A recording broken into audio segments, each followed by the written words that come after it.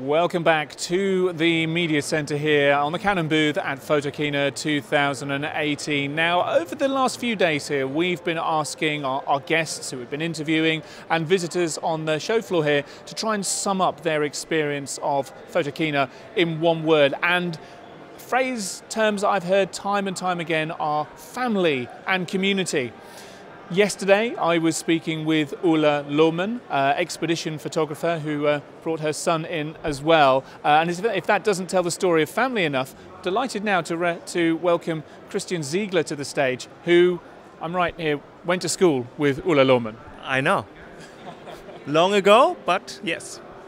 And is that sense of family and community, which is something I certainly feel every time I come here, and I love it. So let's carry on with this sense of connection here, because Christian, if you haven't come across his work before, he focuses on rainforest ecology. You've been exploring this across 4 continents for a good while now, and you've just come back from an expedition to the foothills of the Himalayas in Bhutan, and you've been going through the different altitudes there, looking at the different flora and fauna.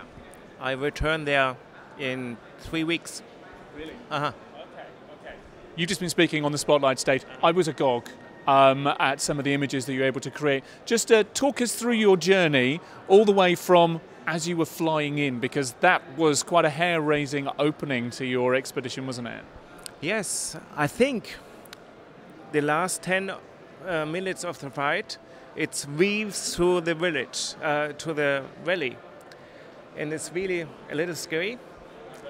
I know. And you started off quite low down, didn't you? What were the specific aims in terms of the animals that you were going there to try and identify? Not just animals, but also the plant life as well. I wanted to document the movement of animals, because they still exist in Bhutan. In other parts of the Himalayas, it's not possible, because they're lacking the forest. Bhutan is fully covered in forest. In India and Nepal, it's below 25%. And in terms of the logistics of planning a trip, and I hear gulps every time I ask this question, how much planning, how much work was it for you before you even got on that plane to get to Bhutan? I think 2 days for each day in the field. I think I spent more than double the time preparing, and then I shoot.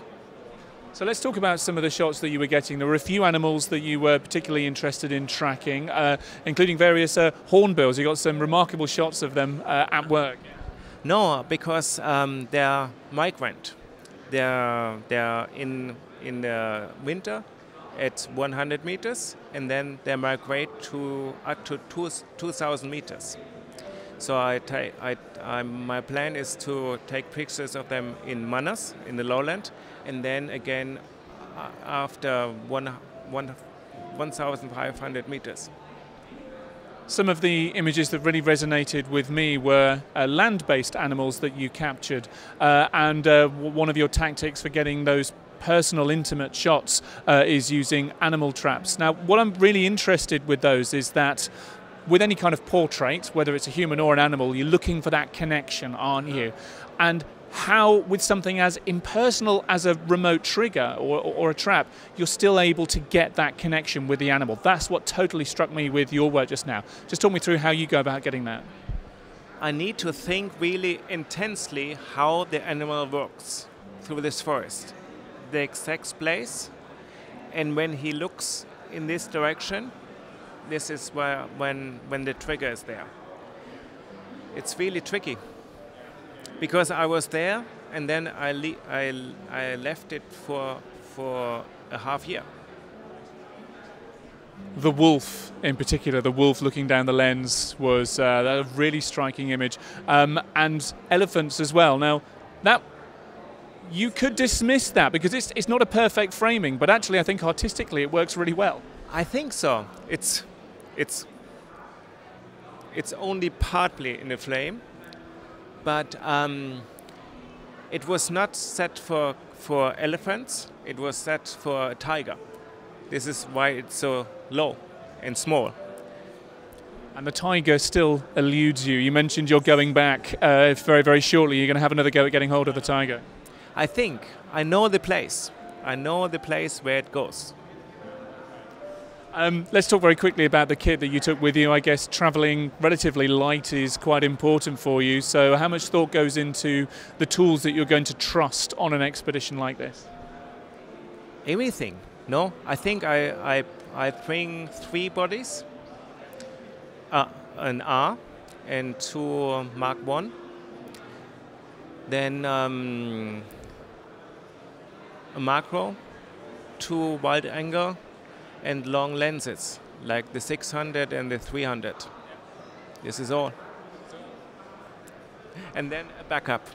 And then a backup, the all-important backup. Well, listen, Christian, thank you very much for taking some time out to speak to us, and indeed to everyone here who's been visiting at the Canon booth. I wish you all the very best of luck in your next trip over to Bhutan, and yeah, look forward to seeing you again. If you want to catch Christian here over in the CPS Lounge, then make your way over to the Canon booth, Hall 3.2 here at Photokina 2018. We'll be back later on with more conversation from the show floor, but for now, bye-bye.